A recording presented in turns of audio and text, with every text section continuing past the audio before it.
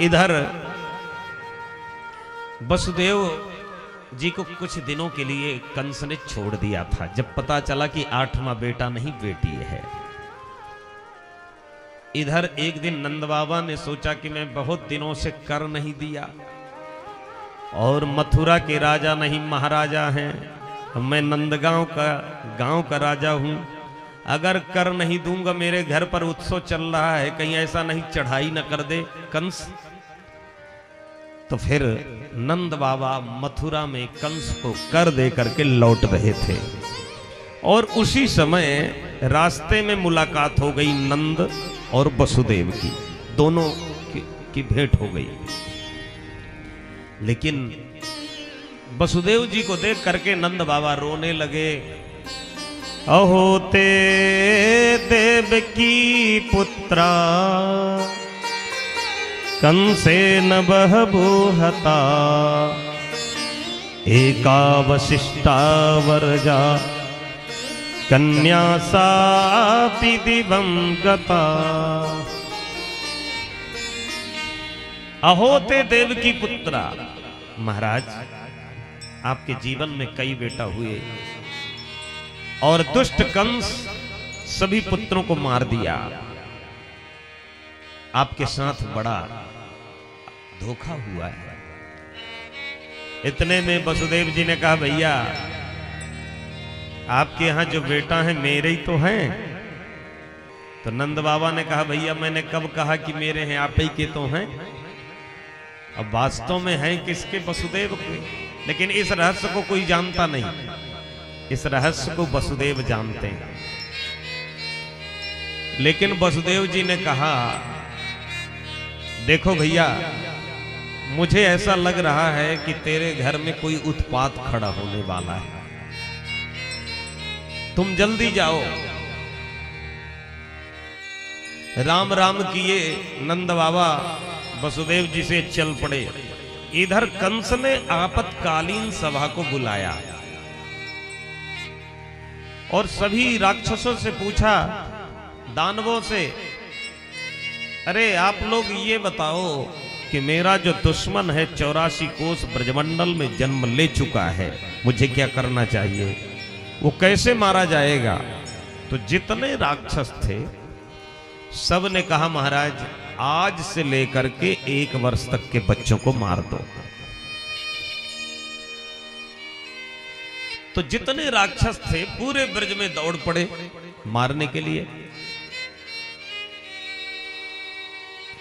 लेकिन उसी समय पूतना मौसी जी पहुंच गई।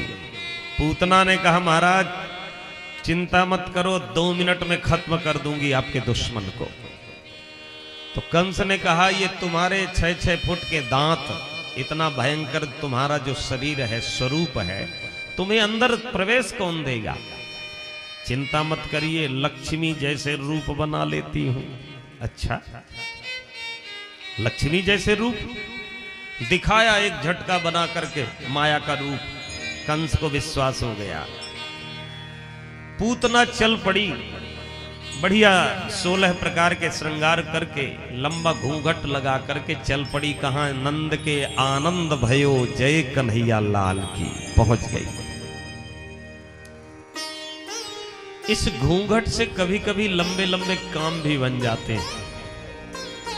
अगर माताओं को नींद आती है कथा में ना, तो क्या करती हैं जानते हैं, थोड़ा सा बढ़ा लेती हैं घूंघट, बढ़िया घुर्राटे बजाते हुए सोती हैं। अब पीछे वाले आप लोग अगर सोओगे तो हम भी देख सकते हैं, कोई भी देख सकता है, तो क्या कहेगा कि कथा में सो रहे हैं। लेकिन माताओं को कोई नहीं समझ पाता, जब नींद आती है तो थोड़ा बढ़ा लेती है। आप लोग तो नहीं सो रही हो, कथा सुनती हो, आप लोगों की बात नहीं कर रहा हूं। तो इस प्रकार से पूतना सज धज करके पहुंची। जब गोपियों ने देखा तो कहा लगता है साक्षात लक्ष्मी आ गई हमारे लाला का दर्शन करने के लिए। एक ने कहा कुछ मत कहना, नहीं मैया यशोदा नाराज है जाएगी। एक ने कहा ये यशोदा की बहुत पुरानी सहेली है। इतने में मैया यशोदा के भवन में पहुंच गई पूतना, और जैसे भी पहुंचती है पूतना। तो मैया ने कहा बहना कहां से आई? तो पूतना ने कहा बहना कहां से आई? अरे आपके यहां छोरा का जन्म हुआ तो आशीर्वाद देने के ताई आई। अच्छा आओ आओ बहन, मेरा बेटा नहीं है आपका ही है, खूब आशीर्वाद दो। अब तो जिस कक्ष के पलना में सो रहे थे कन्हैया, उसी कक्ष में मैया यशोदा पूतना को लेकर के जाती हैं। लेकिन मैया ने कहा देखो बहन, मेरे घर पर बहुत अतिथि आए हैं, इसलिए मैं ज्यादा समय तो नहीं दे सकती, आप लाला को खूब आशीर्वाद दो। अब पूतना तो यही चाहती थी, यही तो चाहती थी कि मैया यशोदा चली जाएं और मैं जो काम करने के लिए आई हूं वो काम पूरा हो जाए। पूतना अपने स्तन पर कालकूट विष लगा करके पहुंच गई भगवान को मारने के लिए। ये पूतना अविद्या स्वरूपिणी है। अविद्या के निवास 14 जगह होते हैं, 5 ज्ञानेंद्री, 5 कर्म इंद्री, मन, बुद्धि, चित्त और अहंकार। तो अविद्या के निवास 14 जगह होते हैं। अब पूतना भगवान को मारने के लिए कब आई थी? चतुर्दशी के दिन। कन्हैया का जन्म हुआ अष्टमी को और पूतना आ गई मारने के लिए चतुर्दशी के दिन। अब क्या किया जानते हैं? इधर नंद के आनंद भयो जय कन्हैया लाल की चल रहा था उत्सव। पूतना अपना काम करने के लिए पहुंच गई और गोविंद को उठा करके अपने हृदय से लगा करके दुग्ध सेवन कराने लगी पूतना। भगवान गट गट करके पीना प्रारंभ किया, लेकिन पूतना तो मारने के लिए आई थी। लेकिन भगवान ने जब पूतना को देखा तो नेत्रों को बंद कर लिया। इसके बहुत से भाव हैं कि भगवान ने पूतना को देख करके नेत्रों को क्यों बंद किया। ध्यान से सुनेंगे, बहुत से भाव हैं इसके। पहला भाव है कि भगवान ने सोचा कि मैं कृष्णावतार में आया हूं तो सबसे पहले लगता है स्त्री जाति को मारना पड़ेगा। रामावतार में मैंने सबसे पहले स्त्री जाति को मारा था, लगता है कृष्णावतार में भी सबसे पहले स्त्री जाति को मारना पड़ेगा। तो रामावतार में भगवान श्री राम ने सबसे पहले किसको मारा था? सबसे पहले ताड़का को मारा था। आज लग रहा है कृष्णावतार में भी मुझे सबसे पहले स्त्री जाति को मारना पड़ेगा। विश्वामित्र जी ने कहा रे राम, इसे मारो। जब लक्ष्मण मारने लगे तो राम जी ने कहा अरे लखन, ये तो ये अबला है, इसे मत मारो। विश्वामित्र जी ने कहा अबला नहीं, ये बहुत बड़ी बला है, बहुत बड़ी बलाय है, इसको मारो। एक ही बाण में भगवान श्री राम ने ताड़का का वध कर दिया। एक ही बाण में। ये बहुत बड़ी बलाय है, भगवान श्री राम ने कहा। और भगवान श्री राम ने पहला प्रहार राक्षस पर नहीं, राक्षसी पर किया। क्यों? मैं उस बुनियाद को खत्म कर दूं जिससे राक्षस जन्म लेते हैं, और जिससे राक्षस जन्म लेते हैं जब मैं उसको मार दूंगा तो फिर राक्षस जन्म ही नहीं लेंगे। वही काम भगवान श्री कृष्ण ने किया। सबसे पहला प्रहार राक्षसी पर किया। तो यही पहला भाव था कि ये पूतना काम तो वही कर रही है जो एक मां कर रही है। तो ध्यान करने लगे कि सबसे पहले रामावतार में स्त्री जाति को मारा था, लगता है कृष्णावतार में भी सबसे पहले स्त्री जाति को मारना पड़ेगा, इसीलिए नेत्रों को बंद किया। दूसरा भाव, बहुत से भाव हैं। एक भाव यह है कि पूतना है माया और भगवान है मायापति। मायापति के सामने कोई माया चलाए तो क्या चलेगी? नहीं चलेगी।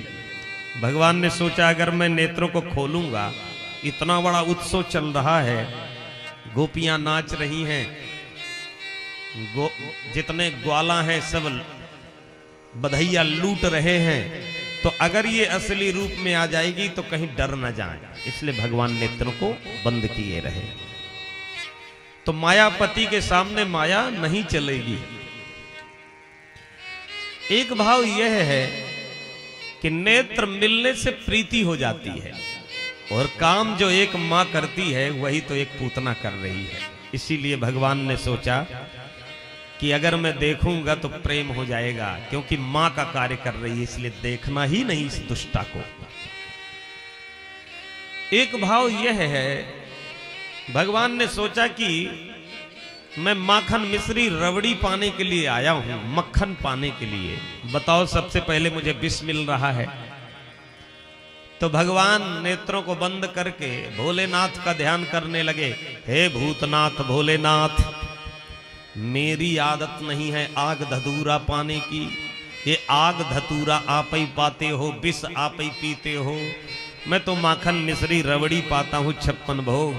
हे भोलेनाथ, दूध दूध मैं पीता जाऊंगा, विष विष आप पीते जाना, इसीलिए नेत्रों को बंद किया। एक भाव यह है कि जब आप कड़वी दवा पीते हो तो नेत्र बंद हो जाते हैं कि नहीं। जूड़ी ताप पियो एक ढक्कन, एकदम नेत्र बंद हो जाते हैं। जब भगवान के मुख में कालकूट विष लगाया तो एकदम नेत्र बंद हो गए। अरे कितना कड़वा है, वो भी कालकूट विष, जिससे तुरंत मर जाता है व्यक्ति। इसीलिए नेत्रों को बंद कर लिया कि इतना कड़वा लगा। एक भाव यह है कि सूर्य और चंद्रमा ये भगवान के दो नेत्र हैं।